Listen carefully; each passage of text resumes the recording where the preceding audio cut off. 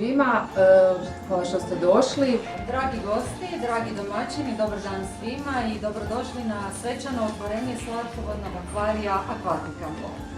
U ime same Zračne luke i svoje osobno želim vam se zahvaliti što ste se okupili večeras u ovolikom broju. Mislim da ćemo se svi složiti da svijet u kojem živimo nezamisliv je bez filma, jer on pomiče granice stvarnosti i otvara vrata nepravednih prostora mašte.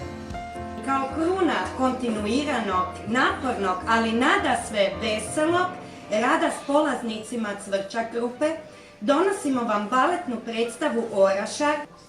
Ova zapljena se po mnogo čemu razlikuje od brojnih zapljena koje smo do sada imali, ali nešto više o tome te o poduzetim mjerama i radnjama reći će ovdje prisutan načelnik Policijske uprave Zagrebačke, Marko Anđelić.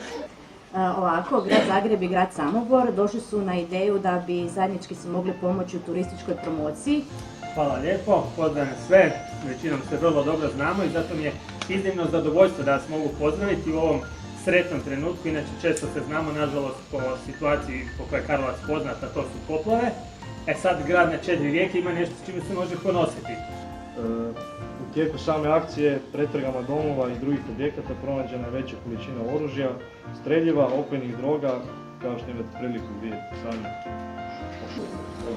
Poštovani kolege i kolegice, dobro večer svima. Moje ime je Marta Tomić. Iznimno mi je zadovoljstvo pozdraviti vas u ime turističke agencije Zajednice grada Oroslavlja. Hvala vam što ste se okupili u ovako velikom broju.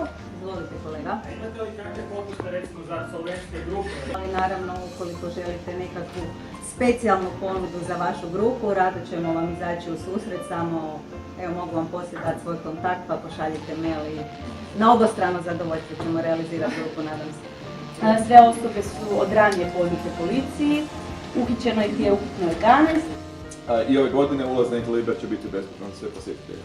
Evo ga, nadam se da ćemo se vidjeti u što većem broju na Inteliberu. Još jedanput u ime ministarstva i agencije apeliram na ozbiljnost ovog projekta ozakonjenja, te sve aplikante molim da shvate bit ovog zakona, te želim naglasiti da kuće nisu šatori.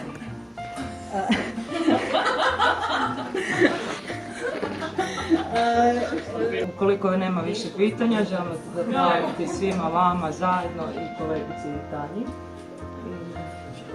Hvala gospodinu Krivokapiću, te hvala svima na pozornosti. Ako ne bi bilo nikakvih pitanja, vidimo se na...